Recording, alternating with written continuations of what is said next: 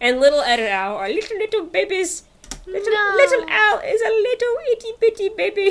He's so small. He's so small and so cute. Podcasts, the 21st Century Radio Show. Two friends were hit by quarantine and found themselves bored in 2020. But they committed the one taboo among content creators. Never start a podcast because you're bored. Will they go mad? Give up? Or finish watching each other's favourite shows? Whatever happens, listen with care. For what could equal the horror of spoilers?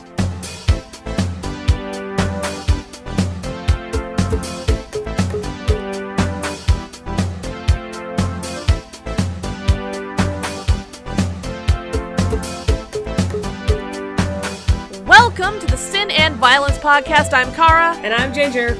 And in this show, we will be discussing and doing somewhat weekly recaps of the series Ashes to Ashes and the anime Fullmetal Alchemist Brotherhood. So last episode, we changed things around by saying Ashes to Ashes, and this episode, we're changing things around by saying somewhat weekly, because things have changed. Back to work. Hooray! Yep, Kohai is back in the office, and I have extra work duties. So. Yeah, I was going to say, in fairness, both of us were actually working the entire time. Yeah. Our effective lockdowns were in effect, and as we're all aware, things are lifting, and when this episode goes out, I hope more things will be lifted, but I've been back to the office, and so, yep, things are slowly progressing back to normal. But we're still doing the thing, because we're enjoying ourselves. You want to know why? I'm too invested to quit. I can't just drop this now. Everything, I have the talons, they're dug into me, and I'm too legit to quit, and I must, and I am also determined to make you see the end of Fullmetal Alchemist, so I am fully committed. I have no problem with that, because I'm all the way in, so... Alright, excellent. Our evil schemes on each other have worked. It's just that we're probably going to be a little bit slower, because, life and stuff. Yeah, before we start, a couple of things. One, as we mentioned before, we do have a Tumblr. We do. sinandviolencepodcast.tumblr.com. I'll put it down in the description.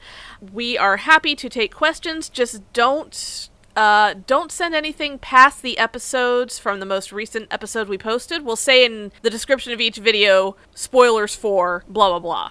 And just, keep it there, because each of us has seen all of one show and only some of the other.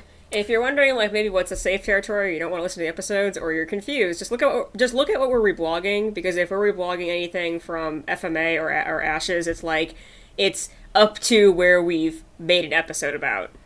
Yeah, we're a few episodes behind where we're recording, and that's because I am one woman. And I don't know how to do sound mixing. It's alright. And one other thing I do want to do thank you shout out to, I hope to God I'm pronouncing your name right, and I apologize if I'm not, and I'm probably not, Frida Malcorn, who is doing the Ashes to Ashes group watches on Twitter for signal boosting us. Oh, yes.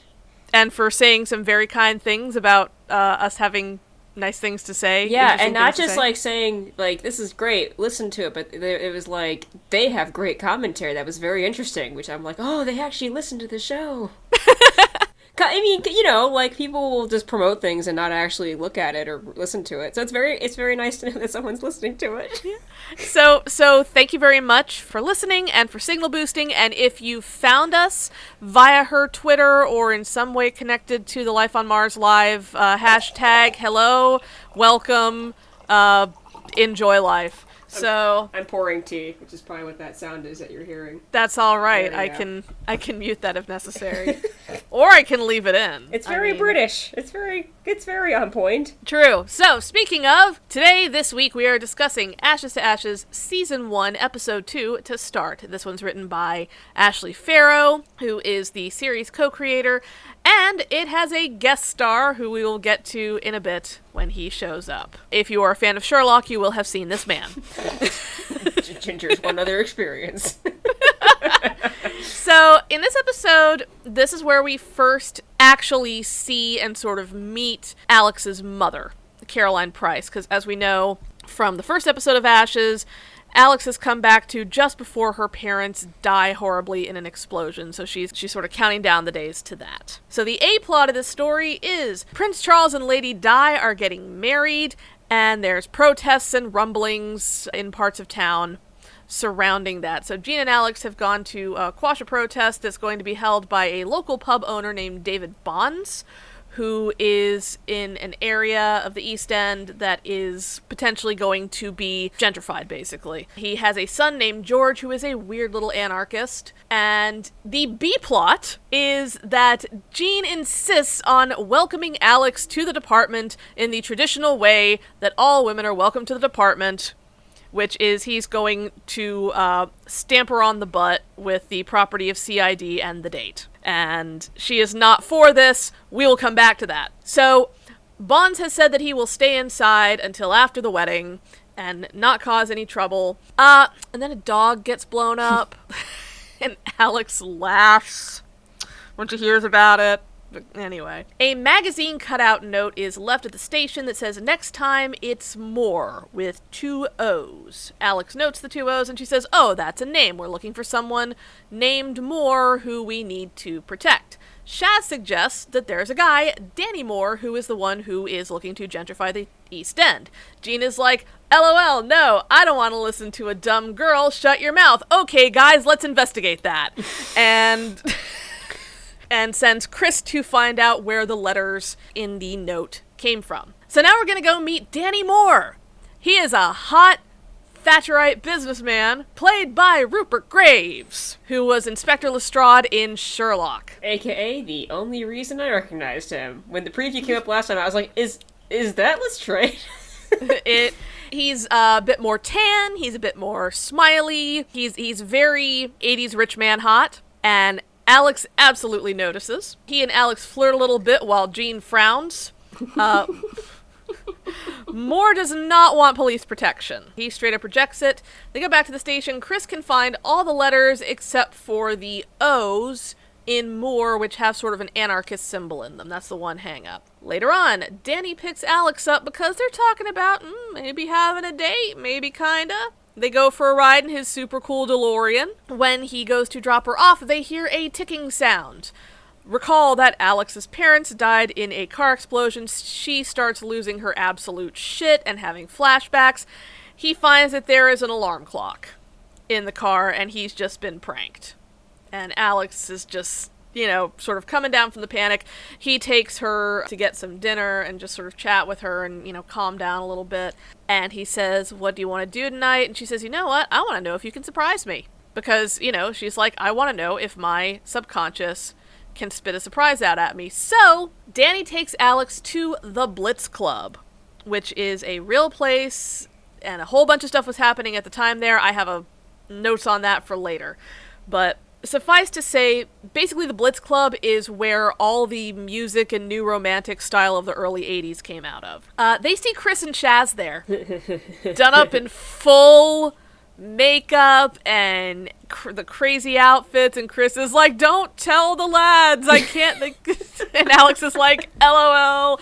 Alex believes she sees her Angel of Death David Bowie clown up on stage, and he flees somewhere to the back. She runs after him, grabs a clown out of a bathroom stall. It's some random girl who is freaking out, so she kind of backs off. She's kind of wigging out at this point, kind of drunk, kind of freaking. She does, however, start to pay attention to things. In the meantime, she has been having flashbacks to what happened on this day when she was a child, which is that she was left at school while her mom ran off to take care of a case. And her mom kept telling the teacher she has trouble focusing. So Alex is kind of coming back to that all through the episode, making sure to focus on things. And she finds the O from the threatening note on the wall of the club. It's the O with the anarchy symbol in it, and she realizes that it is from a poster for a band called the Pop Group, and that same logo, that same image was on the younger Mr. Bonds' t-shirt. It's an actual album cover from the time. Drunk Alex stumbles back to the station and says, "Jean, you gotta arrest this kid."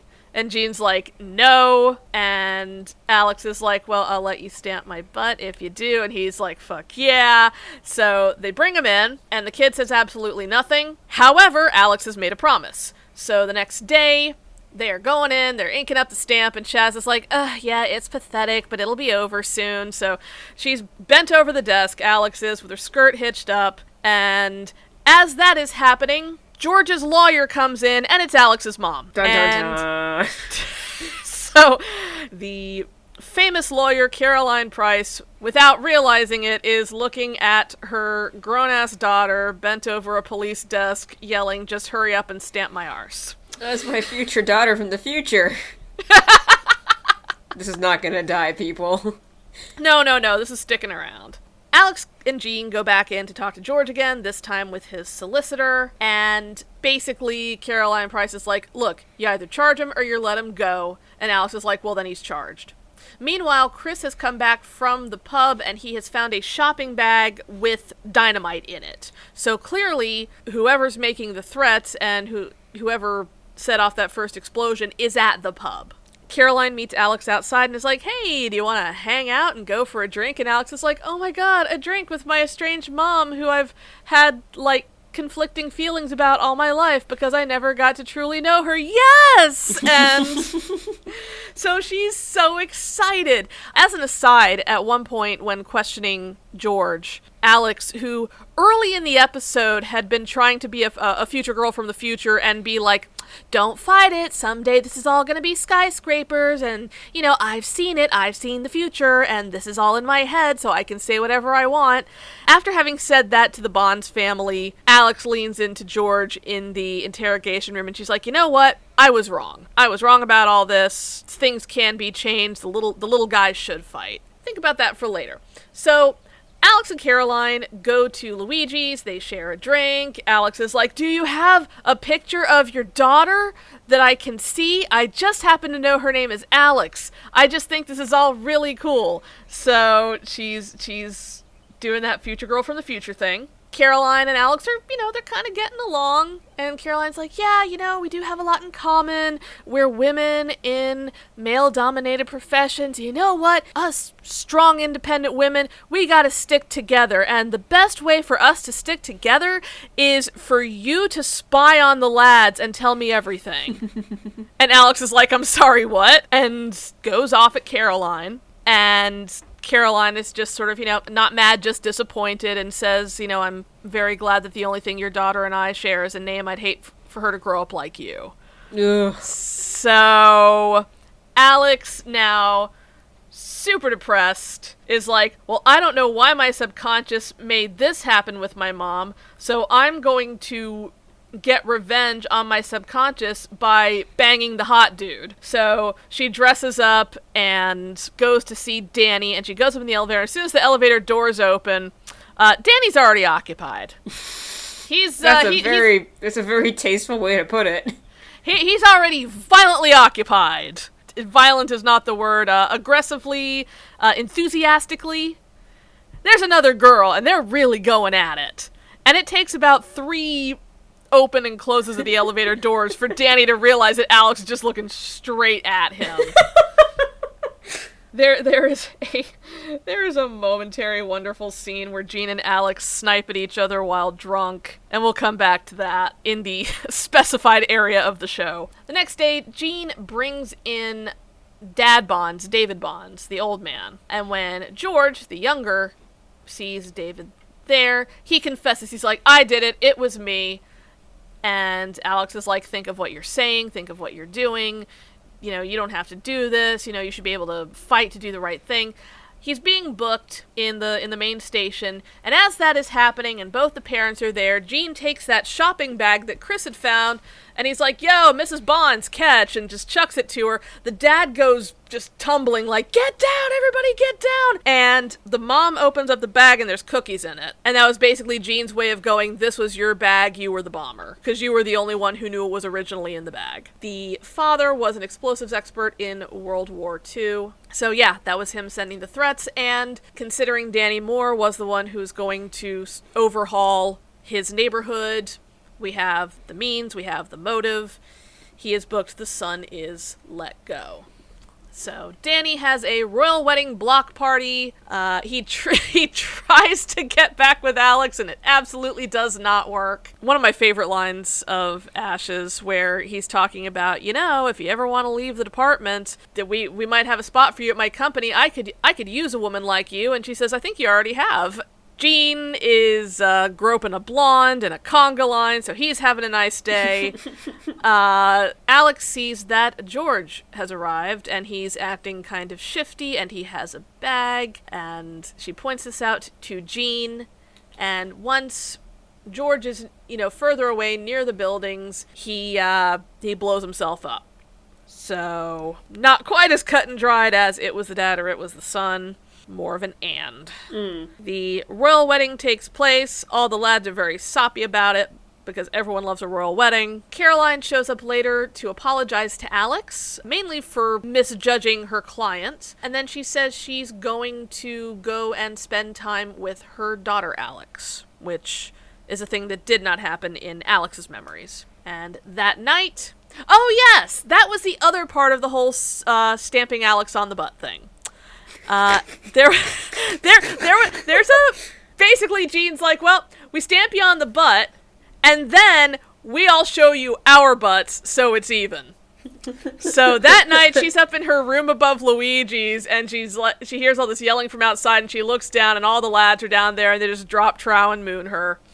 And for like 5 seconds, everything's hilarious again. So, yes, that is episode 2. So, before we go too far, I'm always excited to see them go straight into the whole new romantics thing, because where Okay, you Danny... have fun with that. Sorry. This is one of those things where I'm like, because the difference is, so I liked Life on Mars, and I liked the music in Life on Mars, but, like, this is so, I just remember watching this episode, that there's, like, the music is just so catchy and earwormy, and so it has all the hooks that I'm like so much more into the music. I just don't know anything about the music. Well, this is I actually had to go and do a little research because I knew vaguely what it was, but I didn't know all the things. I have friends in England who know much better than I do.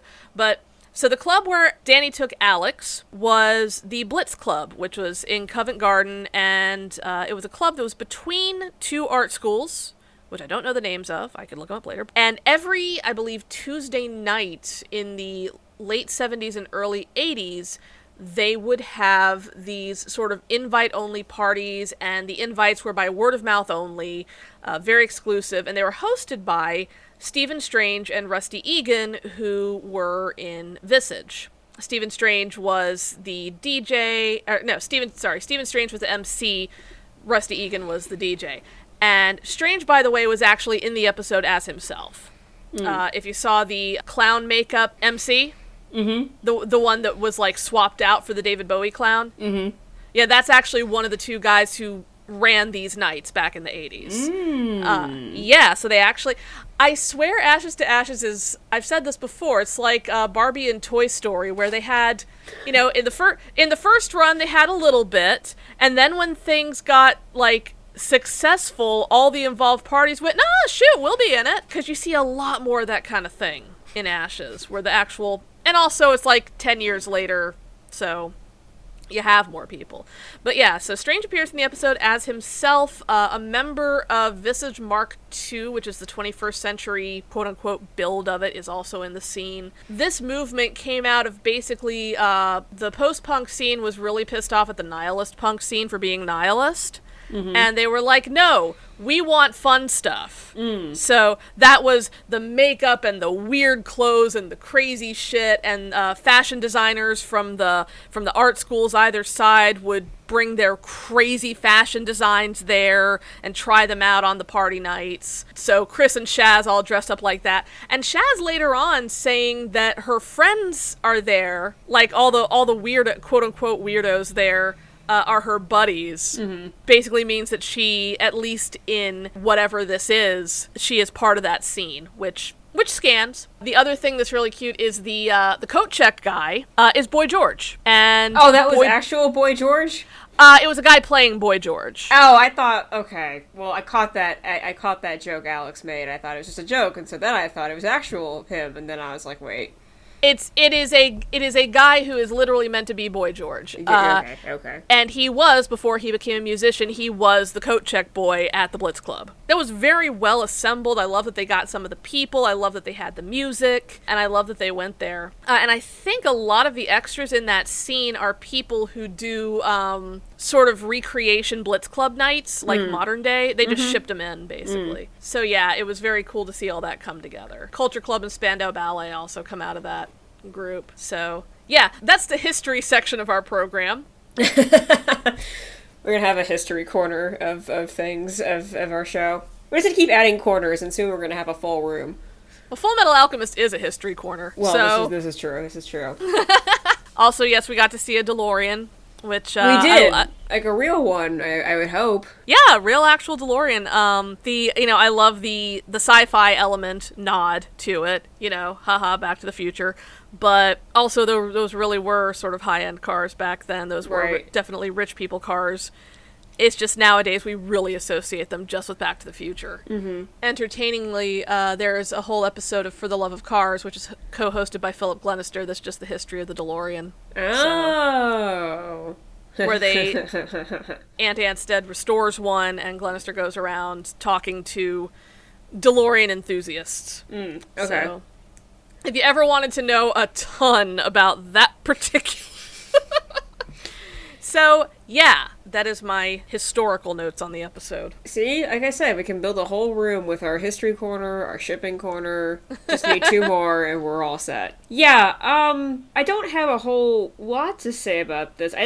My notes were more just kind of in amusement, because one of my things is, like, I don't exactly watch a whole lot of British television or British shows necessarily, but, my biggest thing has always been, if you watch Doctor Who, you see a ton of actors, because they always have to rotate in actors to play all the side characters. But then, Rupert Graves is one that I don't know from Doctor Who, but that I know from Sherlock. Mm-hmm. And my favorite thing about this episode was, Alex is kind of dating him or whatever and all this stuff. And I was like, you know what? The show made an excellent decision with casting him as the love interest, because he's actually a believable love interest.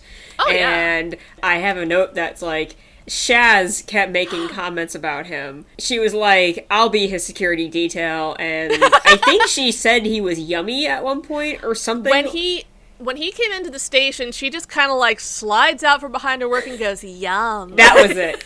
And it was this wonderful little close shot on her. My note was just Shaz speaks for the Sin and Violence podcast crew in my notes. She's so great. But I'm there. He's a very good entry-level Silver Fox type. I mean, he's very smiley and approachable, and I always think one of those weird things about shows a lot of times is that when there's an obvious couple that they want to have, but they can't jump to that couple too quickly, they introduce other relationship obstacle goal people, and they're never believable because they're never good characters, or they're typically not attractive or nice or funny. But I was like, nah, I believe it. What's really funny is until literally this exact moment, because I was consulting the Oracle, I was looking at Wikipedia, we both forgot that he was on Doctor Who. Oh, don't do this to me. Oh. He was in Dinosaurs on a Spaceship. That was it. He was the big game hunter, wasn't he? Yes, he was. We both forgot. We both totally forgot. But that was in... That was Season 7A, which meant it was the fall of 2012, meaning Sherlock was still first. Yes. Well, yes. So we would have known him for Sherlock there, too. Yeah. Because I remember when that came out, I was like, hey, it's Lestrade. He's in Doctor Who, and he's a random big game hunter. Okay, I believe it. And off we go.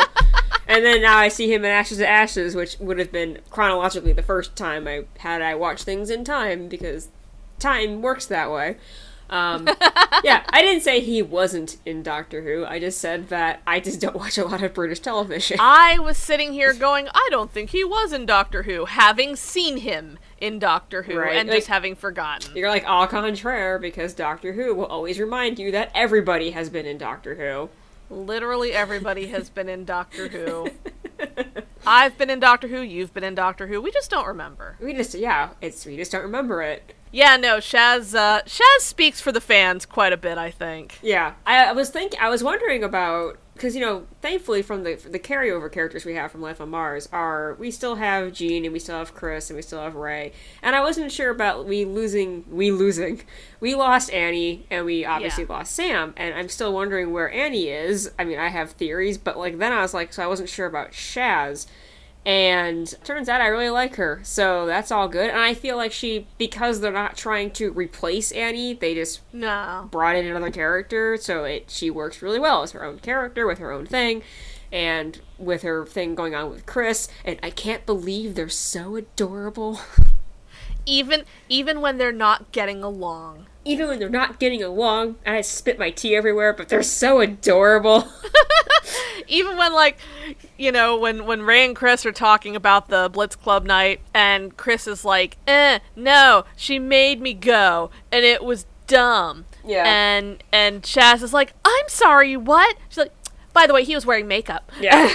But it was so funny, though, when Alex bumped into Chris in the club, I wasn't expecting that, and he's there, and he has that, eyelash thing under the eye going on, so later on when he's rubbed off the makeup, you can still see it. Because eyeliner doesn't go away, fool. No. You think eyeliner goes away, it never goes away. No. And also when she's wandering off and he's like, oh my god, please don't tell them, and she's just laughing. Yeah. She's I like, can't what? hear you. Oh, Alex. Oh, Alex. They are very fun, and Shaz is such a great, like you said, a great character in and of herself. I had not seen Montserrat Lombard in anything else, but I've seen her in a couple of things since. This is the first thing I ever saw her in, and then I've seen her here and there and other stuff, and she's really good. Well, she was in this show called Upstart Crow, which was like What If Blackadder but Shakespeare, and which I think ran for about 2 seasons, and she had a decent sized guest role in that. Oh, and she was also in the Imaginarium of Dr. Parnassus, with the one where Terry Gilliam replaced Heath Ledger with 3 other people after he died. Oh, gotcha. Yeah, the one that has Johnny Depp and Jude Law, and and every time he goes into a dream, he's got a different face, and that's how they account for it. Yeah, she's in that. Okay. One other, such a very random thing, and I always wondered why I liked this so much, is the scene where they're booking George, and Jean throws the bag to the wife, and the dad freaks out, and that's how they sort of get him to quote-unquote confess that it was him. And the mom opens the bag, and she has no idea what's going on. She just pulls out a Garibaldi, which is what they were eating when they were interviewing the Bonds at their house, and Jean was dunking the Garibaldis in the tea and stuff. And it's I don't know why I love that moment so much, and I realize it's kind of Doctor Who-ish. It's a slightly Doctor Who way to handle things. It's haha, I have cleverly and non-violently done this. And I'm that's surprising, Jean! Actually, I'm glad you brought that up, because I have one note about that, which is the fact that, Alex so far in our 2 episodes, and I think I complained about this to you last week, was I wasn't sure how Alex was going to be for the whole series, and so she's very much aware that of where she is, Sam wasn't quite sure what was going on. Alex seems to be sure of what's going on, okay? And during the episode, Alex did a lot of this is all a dream, this is all my subconscious, I'm imagining all of this, nothing matters here. And what I thought was actually really interesting was the fact that it's the Sam and Jean conflict of their differing methods, but in this version, it was Alex was not exactly correct in her she's very sure of herself, and she's extremely confident in her conviction, right? It was definitely the dad, I know it, and blah, blah, blah, and then it turns out that it was, not quite that, And so, no, wait, she thought it was a son, right? Yeah, she thought it was the son. She thought it was a son. Sorry, correct. And then it wasn't, but then it was, but, she was so sure of it, and so, smarmy about it in some ways. But then Jean was kind of no, I don't think so. And I think it's another introduction of this the dynamic of who's right and who's wrong. you know, where you're not going to always have one character be right and one character be wrong, and then once again, we're back to they're both right and wrong at the same time. Yeah. I'm glad to see that, and especially just curious about how Ashes to Ashes is going to handle having that character dynamic, because, you know, again, like, Alex is just like, this is all a dream and nothing matters, but then kind of questioning things. I believe now the questioning might begin, you know? Yeah. Because things were proven to her, like, she's not always correct in her I'm a future girl from the future with my future ways and methods. They're not always going to work out. And then also the whole idea that she asked, I want to call him Rupert, but it's Dan, right? Danny Moore. I want to call him Rupert. Might as well. She asked Mr. Rupert Man, you know, like, surprise me. And he did. And he did. So, you know, like, okay, what's going on then necessarily? Because, like, she's surprised about these things. And then also, I did think it was funny that, like, her mom basically made her into an enemy. It's interesting for Alex because basically, as far as she's concerned, everything that is happening here is her brain doing things to her. Mm-hmm. So if she and her mom have a fight, it's because her subconscious is being a bitch. Right. If she and Jean have a fight, it's because she has formulated Jean based on Sam's tapes for some reason. So basically, in her mind, remember, the first episode, in the first episode, she is with that corner table at Jean, and they're both, like, real smashed, and she's like, I invented all of this. Mm-hmm. This is all me. You're me. He's me. That's me. And basically, it's all here as a big puzzle for me. And that becomes the question. You know, with Sam, it's like, he has those moments, but they're less assured. Mm-hmm. They're kind of like, I think I've got... Yeah, I do think I've got this. Wait, I don't got this. Yeah. Yeah, it is interesting to see her... Again, she's trying to metagame it. Mm-hmm.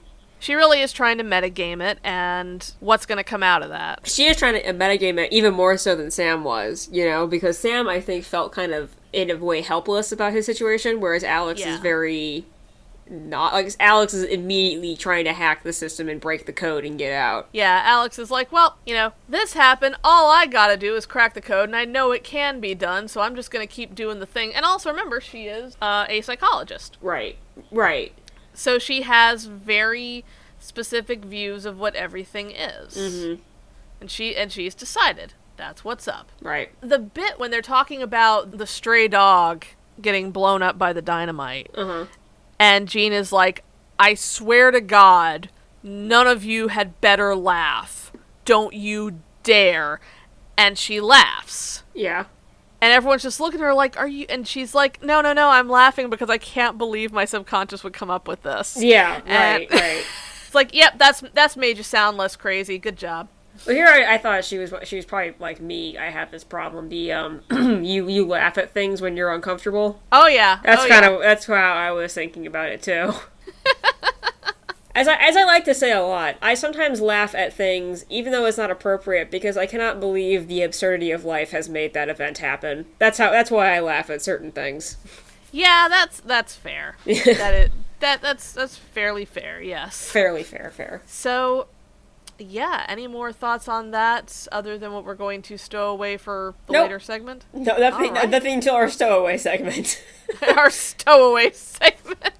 All right. Well, with that out of the way, I think it's on to the sin. On to Fullmetal Alchemist time. Our episodes today were episode 35, The Shape of This Country, and episode 36, Family Portrait. They're kind of like two entirely different episodes.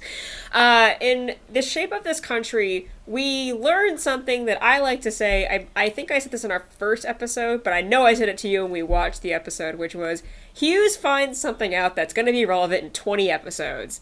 And I was slightly off. It's 25 episodes is when this whole thing came to light. So we last left off at Fort Briggs. The big guy is out. We know he's a homunculus, so the big homunculus dude is out, and we know he's Sloth, right? Right, we know these things. Yes. So what they decide to do, basically, is they dump tank fuel on him, they maneuver him around, they push him outside, and because tank fuel evaporates his body heat and he freezes outside. So basically the Briggs guys are like, he's gonna be frozen out there until springtime, and we'll worry about it then. So that situation is now neutralized. Ed and Al are now in prison because why not? Because this, because the Fort Briggs people are still not quite sure. Well, you knew who that guy was, but you're not telling us, so we're gonna put you in prison, buddy. Cut 2. Kimberly is in the hospital because remember, he got majorly fucked up by Scar.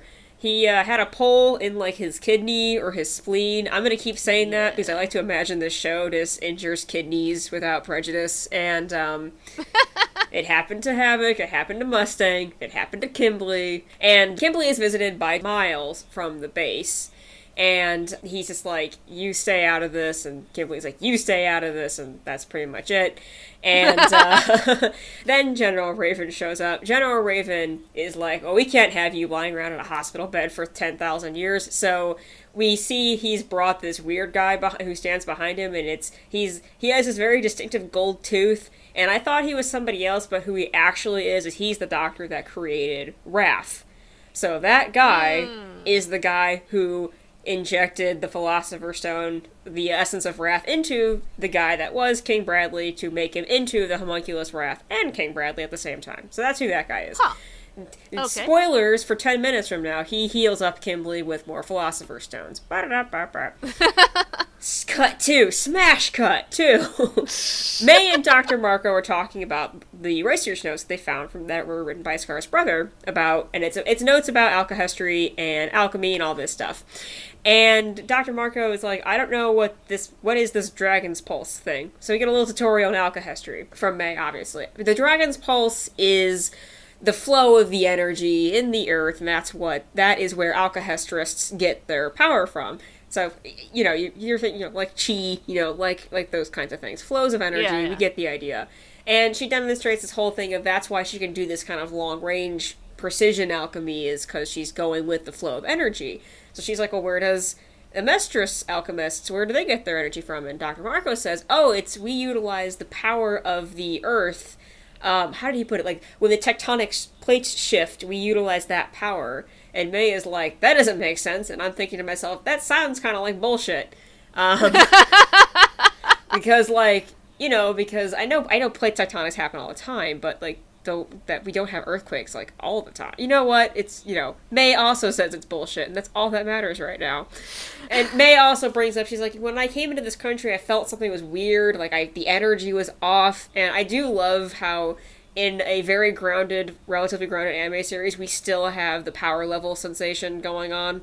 Like Ling and Lanfan are like, I can sense him, and May is like, I can sense things, and I'm like, we still have to have this in our anime shows. Well, yeah, obviously. I can sense it. So May is thinking, something's not right here, and whatever Dr. Marco is explaining doesn't seem right. Back at Fort Briggs, we have Armstrong and the Buccaneer, Fallman, Ed, and Al go into the tunnel. Why? I'm not really sure. I can't remember, but who cares? They're gonna go into the tunnel.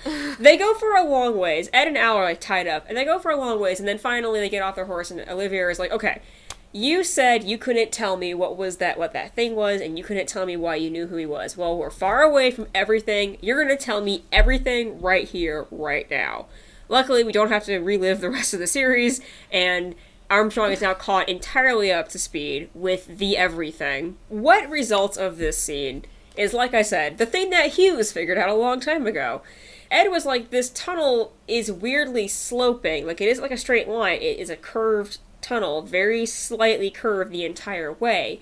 And then they start talking about how Amestris was formed, and it was a small country, and then it, led conquests, and it conquered its neighbors, and it integrated them into the country, and they go, hey, Fallman, you know all these things, and so can you tell us what were the major events in Amestris' history that caused a lot of bloodshed?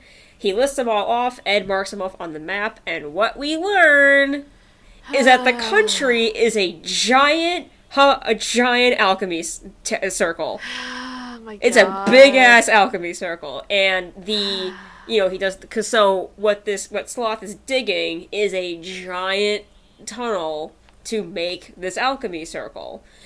we can probably deduce that there's more elsewhere. If you recall, back about, 15 episodes when the gang was underground and they fought Lust, and they were in those tunnels, and there's so that's also part of the array, is that underground as well. So all the points of major bloodshed were points in the alchemy transmutation circle. Yep. And we know that human lives are required to make philosopher's stones, so what's going on, people?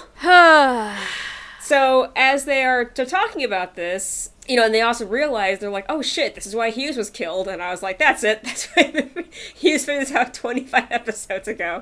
He had to die. Sigh. So then they go back to the fort, and Armstrong is split off from Raven, and in the tunnel, Ed had asked Armstrong, like, okay, I want you to try and get information out of him, because we're not really sure what's going on with all this stuff. And, Armstrong is sort of like, that monster had an incredibly strong body. I'm very curious about all that stuff and being young and all the things. And so then Raven is like Ed and Al immediately offering up their story about sacrificing themselves to bring back their dead mom. He sure is. In his like, hey, do you want an army of immortal soldiers?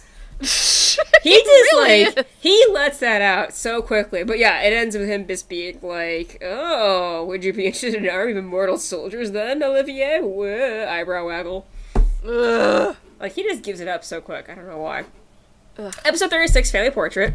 It starts with, we're not at Fort Briggs, we're not anywhere. And also, when we watched this, I was totally on the wrong episode, and I was commenting on this one when you were watching The Shape of This Country, so my commentary made no sense. For about 5 minutes. So Family Portrait opens with, it's a cold open, so things are serious. Hohenheim is standing out in a random field, and he says some names, and then he digs his fingers into his chest, and he pulls out some blood, and it slips into the ground, and then we cut to Hohenheim is remembering. It's 13 years ago, so we're in Risenbull, and it's Hohenheim remembering his time there with his family. So Trisha is there and alive, not dead. And little Ed and Al are little babies. Little Al is a little itty-bitty baby. He's so small. He's so small and so cute. And, Hohenheim is looking at his sons, and he's just doing this whole thing of I'm a monster, and I'm cursed, and now I don't know, if I touch them, I'll be monsters. And Trisha's just sort of like, well, if touching them made them into monsters, I would also be a monster by now. She has a point. It's just really funny for me to people acknowledge how babies are made, okay? It's just funny to me. Hohenheim is just kind of reflecting the pains of immortality and all that. So here we go, there's the thing. Hohenheim is essentially an immortal.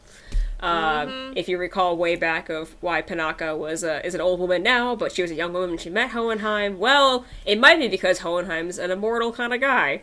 That's kind of what I was feeling when I first saw that episode. I'm like, I feel like he's immortal because of this. I might have also given that away, but I will save that note for later.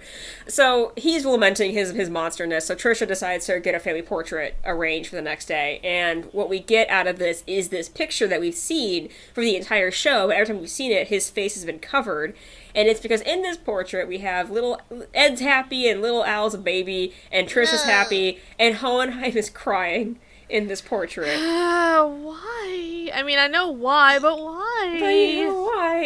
He's, so he's just, thinking, and Trisha also says to him, it doesn't matter, we're always gonna be a family, and even when I'm old and wrinkly and a monster myself, I'm always gonna love you, and our sons will love you, and all these things. And so Hohenheim just starts bawling at this, essentially, and that's why the secret is, he's always been crying in that photograph. And he then decides his new thing is going to be, you know what, immortality sucks. I'm going to find a way to undo this, as I want to live my life with my family, with my wife, with my boys. The memories that Ed has in particular of his father always studying and being kind of distant are because Hohenheim was dedicated to finding out how to reverse engineer his immortality, basically. Aww. So he decides to leave, and Hohenheim, he wasn't leaving to the gas station of sin, he was leaving on the quest of sin to find a way to undo his sin of immortality. And he wanted to leave before Ed and Al were awake, but then they woke up because Al had to go potty. And so again, Hohenheim kind of wants to break down and cry, but he sees his sons and he tries to be, stand with resolve, and he's very stony-faced. So again, all these things that Ed remembers about his father are, like, not exactly accurate. Yeah. So yeah, that's what we've learned. We learned about that. After that flashback, Hohenheim is looking at the photograph that we've seen, and he's just like, it's just a little bit longer, just hang on a little bit longer, and we'll get this done with. Alright, back to our action. The Raven is talking to Armstrong, and there's a microphone up in the air vent, so the rest of the gang is listening to this going on, and Raven gives up this whole thing about, hey, do you want to be part of my super awesome crew, and you're gonna be super great, you're gonna be high up when this promise day happens. And Armstrong says some lines that are total bullshit about herself, like she felt bad about maybe risking the Elric boys, and the Buccaneer thinks this is hilarious. But yeah, so he's just sort of like, and also, by the way, Raven's like really creepy. He does the weird shoulder touch, and he's like it. Yeah, he's just this short of sniffing people without their, he's just really weird. I was sitting there as we were watching this, like, kill him, kill him, kill him. Well, I have good news for you. Yes, you do. So meanwhile, a group of Briggs soldiers is down in the tunnel trying to figure out, like, what's this, and they get attacked by a mysterious shadow figure that just kind of kerspleens them, and then they all die. And, because, shadows do that. A horse comes back to the base, and it just has an arm on it. Unsettling, maybe a little bit. Armstrong says, alright, send out a search party, let's get this figured out. Raven says, absolutely not, this is too dangerous, seal it up, and oh, by the way, put that weird monster guy back in, because he's doing interior improvement to the country. Okay. So that's what Sloth is. Sloth is just a big chunky drill for a mistress, as you do. A big chunky drill. So they bring Sloth back inside, and Sloth is just like, okay, and he goes back to work doing his digging thing, and they start sealing it all up, and there's some soldiers who are objecting to this, and Armstrong is like, how dare you just listen to me, but as it turns out, Ed and Al made a little secret hatch so they can go try and do some more reconnaissance and figure out what's going on with this weird creepy tunnel. We cut over to May and Dr. Marco are hanging out at their place, and, Dr. Marco is like, I can't read this. Maybe we should get Scar back here, because Scar's was a trained monk, and then you go, oh yeah, he was. Yeah. He can read this. But unaware to them, we have some Briggs soldiers who are spying on them, and then unbeknownst to them, Scar walks up and knocks him out. So, and they take the clothing of these guys, and so those guys are definitely going to die out there from exposure, which sounds very not pleasant. Yeah, but, oh a well. little. Oh yeah, and apparently there's a time cut. I kind of missed that, but back at Briggs, they finished sealing up the tunnel, and, Raven has this whole thing about, like, we will be like gods, and we're going to be soups awesome, and, Armstrong is like, well, what about my soldiers, and all this and that, and, Raven's just like, nope, just us, because we're the super duper cool ones. He's like holding her hand and stuff. Yeah, he's holding her hand and rubbing it, and just being, so like, gross. Yeah, like, really weird. So, you know what Armstrong decides to do? She decides to do that thing that you wanted her to do. Yeah. And, yeah, kill him. she decides to stab him in the hand with her super awesome sword, and he's like, what? And she just basically is like, I have no interest in that, you're also one of the weak ones, because you're dumb, and you know what, I don't need you. And so Armstrong just, like, literally cuts him across the chest. He lands in the concrete, and he sinks into the concrete, lamenting this whole thing about, like, oh, I was gonna be immortal, no! And as he's sinking into the concrete, like, fills into his mouth and all this stuff. So Raven's dead. Nice. Request fulfilled. And Yay. then, Armstrong is just sort of like, you know what, this country was founded on strong people, and guess what, you're gonna be part of the foundation of this country like you wanted, and she throws her bloody gloves on him, and the Buccaneer has another pair of gloves and gives her a fresh pair of gloves, because she has to look fabulous all the time. And how many pairs of gloves does he have? He just keeps a pair around in case boss kills a bitch, You gotta. She's so good. So we have, Kimberly's been wandering around the base. Miles doesn't like this, but, you know, he was sort of like, so where's Raven? Where's Raven? Where's Raven? And Miles has learned that Raven is now part of the concrete, so, you know, Miles is like, oh, crazy, we can't find General Raven anywhere, and, you know, this base is really dangerous to outsiders, and Kim, you know, he thinks, oh, it's gonna stop Kimberly, and Kimberly goes, well, that's actually great, because now I have nobody to hold me back. Ba, ba, ba. I can do whatever the hell I want. Now get me a car, bitch. I'm out of here. But we have one last thing coming in as so Kimberly has decided he goes to the jail to meet up with Ed and Al because that's where they are. And who has Kimberly brought up to the base but Winry? So you might not, but you know, so translation, Winry is now a hostage. Because, and you know, and Ed is like, why are you here? Winter's like, because you're stupid and came here. You can get frostbite because your automail is stupid and can't survive this weather.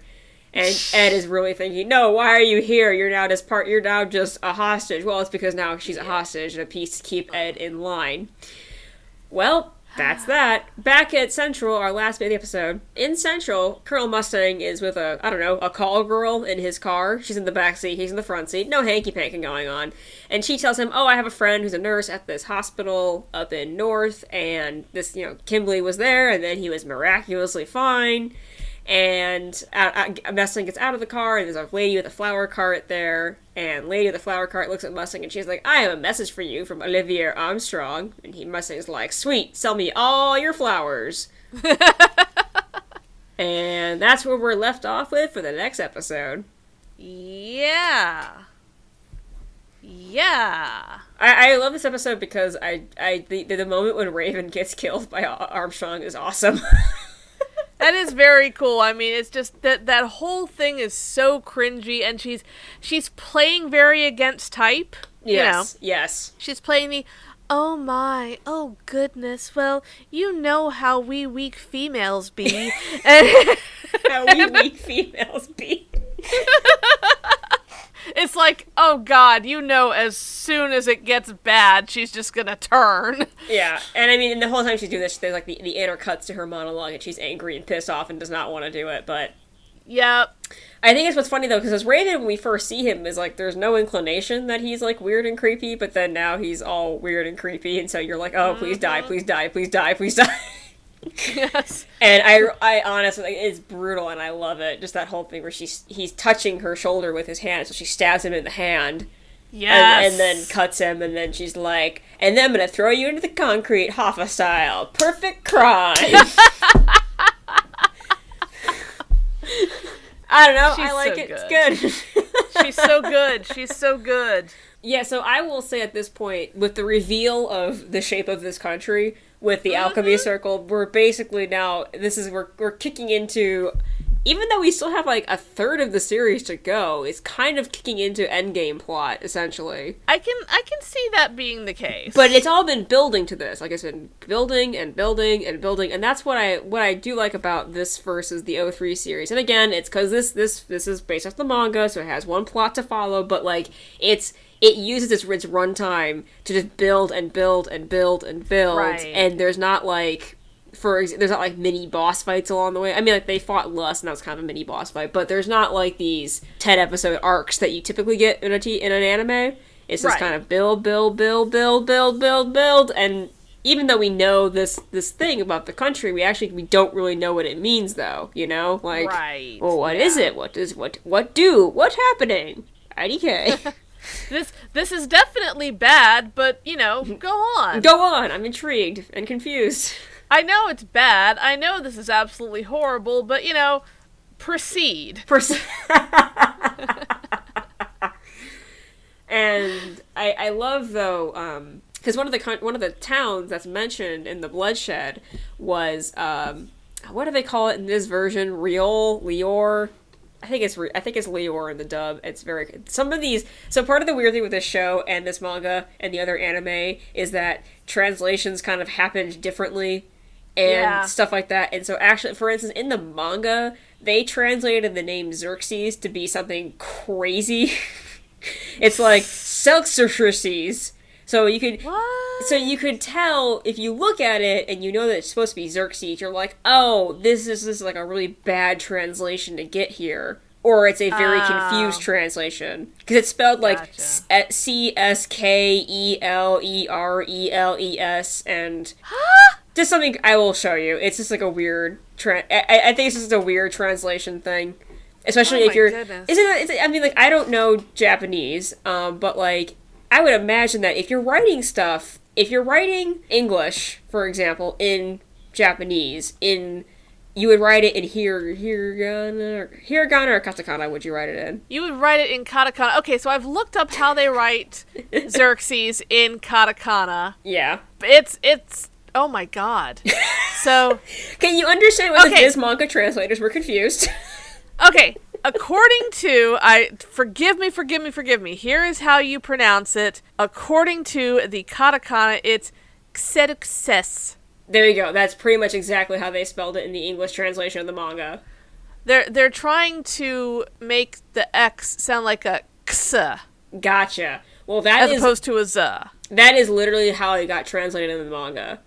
So instead of saying Xerxes, they're saying Xerxes. That's just it. Yep. So that's how it got translated in the manga. So take that, how you're pronouncing it, and then basically try and make it into an English written word, and that's kind of what happened. And so it's really weird to be I've been picking up the manga to like look at random things again, and it's so strange.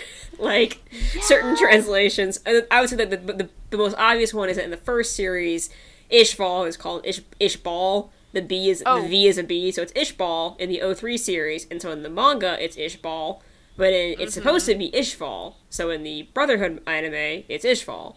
Like, so, again, you kind of get 3 different experiences depending on which anime or the manga you're reading / listening to. Yeah. How did we get on this tangent? I already forgot about that. I don't know why we're here, but hey, it happened, so... You were talking about something to do with, was it a name of a person other than this? Oh, Lior. I was talking about Lior. Lior, yes. Lior. If you've been an anime fan, you probably know why that has 2 different. There's like a variety of ways to try and translate that. So whatever. It's probably written Ryoru. Yeah. So that was the town in the 2nd episode with the false priest guy. And, at an hour but we got rid of that guy, it should be great. And they go, well, it was fine when Eastern forces were taking care of it. Then the Central Command came in, and as we know, Central Command is under King Bradley, who has a vested interest in making people die and bleed on the ground. So, Lior, as we have learned, has turned into a bloody place to be. So, that's not great. And Ishval was one of the places on the map that was a site of major bloodshed. So again, if you're like, well, why did they do the Ishvalan extermination? Well, they needed a place to be a blood site. So one of the things Fallman notes is that every bit of expansion of this country was always from war and bloodshed. There was not like treaties or anything like that. It was all bloody conflict. And now we might know why. Yeah. And then on the other note, do you want to talk about Hohenheim and Trisha, and do you want to talk about the beginning of Family Portrait in the next segment, or? Let's do it in the next segment. Okay. Yeah. Do you have anything else to say about these episodes? I had a feeling like just whenever you talk about that there needs to be a certain shape to get something done, it's like, oh, you need a circle, you need a circle, you need a circle. I'm like, what's gonna be a giant circle? Oh, really? Like, from the beginning, I was like, okay, something's gonna be a big-ass circle. I didn't realize it was going to be the city is a big... Yeah, I didn't realize it was going to be the fucking country, but okay. The little country. I was like, yeah, I mean, again, it's this... And this is not picking on the show, this is actually complimenting it. Yeah. Where it's like, we've seen before, is they'll push things 1, 2, 3 times, and then they'll drop on you the big reason why. Right. So when they were like showing, it's like, well, you have to have a circle to do this. Well, the reason I don't have a half a circle is because my arms are the circle. Well, I don't have to have a circle anymore, brother. And I'm just like, it's going to be really important that we know a circle is needed. That we know what circles are. It's going to be really important that we know how important a circle is, and we're just going to see a pan out or something, and we're going to realize that there's a giant alchemy circle where we really don't want one. And I was right. Want to know, I believe we've actually already seen it, because we've seen, if you were to see like an overview shot of Central, it's constructed like a circle too. Yeah, and I was just kind of like, at first I looked at it and I'm like, huh? Well, isn't London that way? London is definitely that way. Yeah, it isn't isn't also DC that way? I can't remember if DC is. I can't remember. I just know that I had to drive DC at like midnight, and it was a horrible experience, and my brain just went, these roads were meant for horses and carriages, not my Ford Fiesta that I'm renting right now. But yeah, so I mean, that's not like super out of the ordinary, especially because London's a circle, because that was how things were built, and so it's not, and this is obviously a show that's like set in a sort of England-y, Europe-y thingy kind of a thing, approximation, so it's not like super, it doesn't immediately catch your attention, but now that we can look at that and go, oh shit, Central is built like a circle. Yeah. And then having the things happen on certain points. Mm-hmm. Yeah. And you're like, oh. Boy, they literally just made a country do the thing. That, my friends, is dedication. In fairness, they've been doing this for a long time. It's been a long end goal. They've not tried to do it in 10 years. It's been like 400 years. That's why I'm saying this is dedication. Mm-hmm. It's like they know how to do long-term planning. This is some long game stuff. It's like, what are we gonna do? Entire country. We need a big alchemy circle. What if it was a country? Oh, I like where you're going with that, Johnson. It's gonna take a while, Brent, but I think it'll be worth it in the long haul. I think we can make that happen. But yeah, that was just kind of a ooh, uh-oh. Yeah. Yeah. But it is intriguing. So yeah, that's where I'm at. Okay. So now we can do shipping corner. Uh-huh. Alright. Yeah. Now let's move on to the fun stuff. Now it's time for shipping corner. Yay! Well, what do you want to do? What do you want to talk about first? Since we just left off with FMA and it's fresh in our minds, let's kick off about FMA. Yeah, let's kick off with FMA. I think I tried to pronounce just right then. FMA. So Hohenheim and Trisha are the focus of the beginning of Family Portrait, and I mentioned this in a previous episode where I actually said I find their relationship it's one of my favorites, and here's why, people, which if you know me, I have mentioned this before, you might have been able to guess why this is a favorite of mine. I am a sucker for the trope where, like, an immortal falls in love with a mortal. Like, I am all into that, but to be very specific, my very specific trope is a nigh immortal-ish tall falls in love with a feisty human woman, earthling small, who teaches him and reminds him what love is. And that is exactly Hohenheim and Trisha. It sure seems to be. It sure does seem to be. And it's actually, what I really like about the beginning of Family Portrait was it just reminded me that, like, so in the O3 series there was more time to develop some characters because they had more episodes, they had more room to burn, but I actually think that she gets really well characterized in the very brief time that she has here. Yeah. She's like, I think everyone kind of remembers her as like, oh, she's just a mother and she has the side ponytail of doom, and she does have the side ponytail. Oh yeah, she's like the progenitor of that. But I thought what was so funny was, I think people think, oh, she's just really nice and everything like that, and then she dies and it's very tragic, but she's actually like kind of like snarky and sarcastic and funny, and along with being polite, you know? Yeah. So I crack up when Hohenheim is just being all weepy and philosophical, and he's like, oh, I'm a monster, I can't touch my sons. And she's like, if you can't touch your sons without turning them into a monster, then I would definitely be a monster by now. I did enjoy this. Like, I can't touch my sons. You touched me.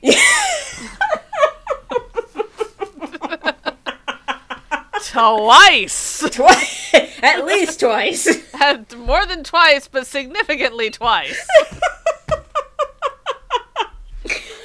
I just like inhaled my hair. Then I have succeeded.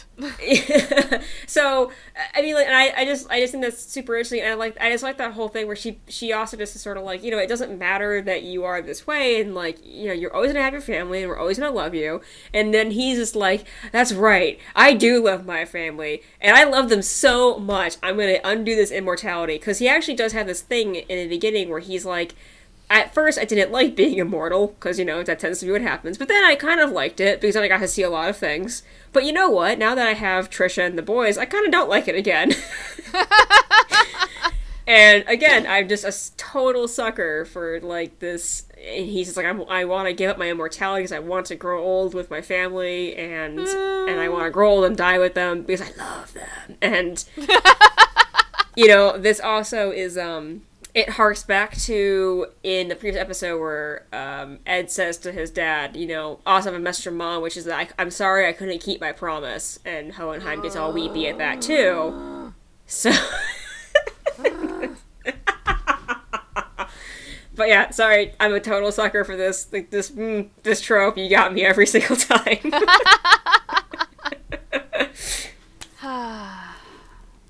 But I think I like it because also I think we just don't see a lot of resolution to these things, you know? Like, I think there's a lot of these things of, like, the immortal and the mortal, but we kind of don't get beyond them hooking up, you know?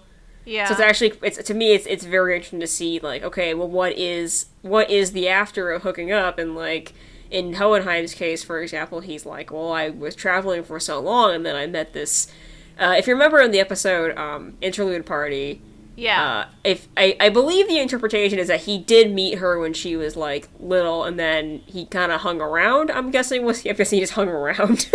Yeah, because that was when I was watching that, and you kept seeing her at the different ages. Mm-hmm. I was like, I don't feel like this is a metaphor. Oh, because you were like, oh, do they grow up together? And I'm sitting there thinking to myself, nope.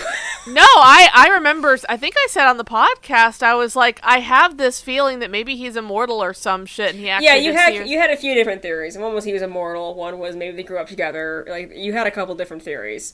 So I will say that I was kind of hedging on immortal. Yeah, I mean, no, good bet. Good bet. In a show like this, yeah. In a show like this. I mean, and also there was the hint earlier where, again, Panako was like, well, Hohenheim, you sure haven't changed. Yeah, that's not at all subtle. Right. But we don't know how he became immortal.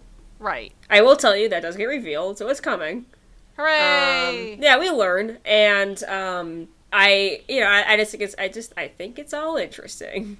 I imagine it is. Yeah, and I think it's also interesting because it's just kind of like, I think it paints an idea of, okay, he was immortal, we don't know for how long, but he was this immortal guy who he grew to accept it, but then he did meet that person, again, he met the human woman who taught him what love is. And then he decided, you know what, this blows, I don't want this anymore.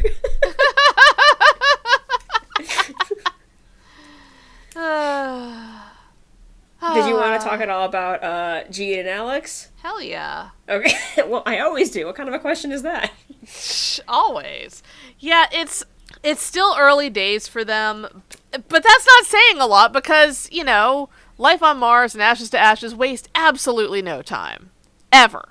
Mm-hmm. They dive in, you know, episode 1 with the bridal carry and the comfort blanket and the whole thing. Oh yeah, of note, this is the first episode of Ashes to Ashes, we got a theme song. And yep. I said to you, what is this bullshit where the guy who created the show, Matthew Graham's credit in the credits is overlaid on top of Gene carrying Alex into the precinct. And I'm like, I'm on to you, Matthew Graham. I see what you're doing. He's proud, okay? He's like, look what I did. Look what I did. Look at this. I am sure that Matt and Ashley are both like equally. Culpable makes it sound like I don't like it, but I do. No, I mean, I just said the phrase, "What is this bullshit?" and yet I'm excited about it. I mean, come on, we know what words mean. They're so fun because as we saw in the first episode, Ray and Chris know what's up. Oh, yeah. Ray and Chris are watching the two of them fight. They're like, oh boy, there they go. Oh, there's Mom and Dad. It's true. And I very much enjoy that it's only been X amount of time, and the two of them are already just pretty joined at the hip. Yeah. We already got, Ray and they've Chris, already got the door. They already have Mom and Dad, so... They've already got the double door push going. Yeah. It took Sam and Jean a little while to get that, but these two are like, they've got it. And I also liked when I'm gonna keep calling him Rupert, when Rupert shows up and Alex just kind of goes for it with him, and Jean has that Jean is perpetually grumpy. He's a Mr. Grumpy Face a lot in this so far. I just thought it was so funny because when she goes off with him, he's like the grumpiness intensified. Yes. Oh yeah. He's like, fine, go. Fine, go. See if I care. See your boyfriend. But I do think it's funny how already they, like I said, they already did the bridal carry. I have nowhere else to go from here. But I do think it's funny how already it's just, they're playing with those tropes and those things, and they're kind of showing, as much as Jean verbalizes that he doesn't like her or whatever, he clearly does. Yeah, he does, and it's still one of my favorite scenes is when she's wandering back from she's wandering back from she was gonna go and bang Danny, and that didn't go well, so she just comes back to Luigi's, and it's then again her place is upstairs, so obviously she comes back to Luigi's, but she wanders in, and he has this line, and I can't remember it exactly. D.I. Bolly Knickers, you appear to be drunk and in possession of a handbag again. I mean, he's just sitting there at his table shit, here she comes. And all they do is just talk shit at each other. He's like, drunk hoe, and she's like, lardy fascist, and I'm like, oh, I love them. Oh, they love each other. Oh, they're so good. Look at... Hey, a rapport... is part of the foundation of a relationship. And what a rapport. Oh, they're good. They're good. They're lovely. They're great. They're fun. Like I said, I'm already deeply invested, which I'm so pleased. It only took one episode, but I'm like, 2 episodes in. Sam and Annie took me a while to get on board with, but 2 episodes, I am already right in the trenches of Galax. Come on. It's almost like I knew it might happen. Yeah, it's almost like the show intended for that to happen. Yeah, and then next episode. Well, I mean, among a lot of other things, they go to a costume party, so that'll be fun. Oh yes, that's right. I'm really looking forward to that episode. It does look like fun times. I believe that episode, I'll have to check, but I do believe that episode is written by the lady who wrote the IRA episode. Oh, okay, cool. That's good. Yes, because she's got one in each season. I remember really liking her. So, yeah, are we on to our sin and violence? Oh yeah. And actually, what I think is great about our sin and violence is that we actually mutually agreed to break our rules and invert the sin and violence this time. Yep, we did. Because when we were trying to think of the sin and violence, and I said, and we both went, well, when I thought of the sin or the violence, my brain went, oh, that scene, and then we're like, wait, that's the wrong show. But you know what? We're gonna flip it this week. We are, because it's accurate. The favorite sin comes from, not Fullmetal Alchemist, but it comes from Ashes to Ashes this time.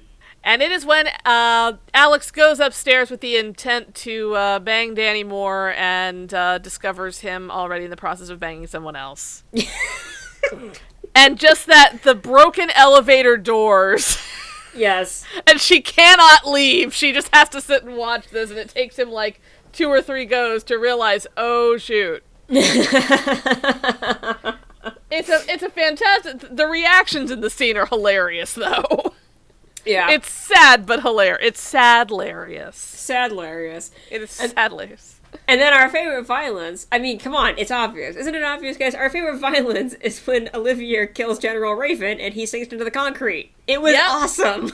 It was on its way, and she did what we all wanted her to do, and yeah.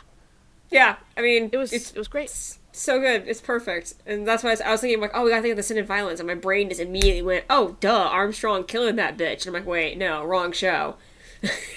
Well, it happens. It happened, and we're all better for it. Yes. I guess.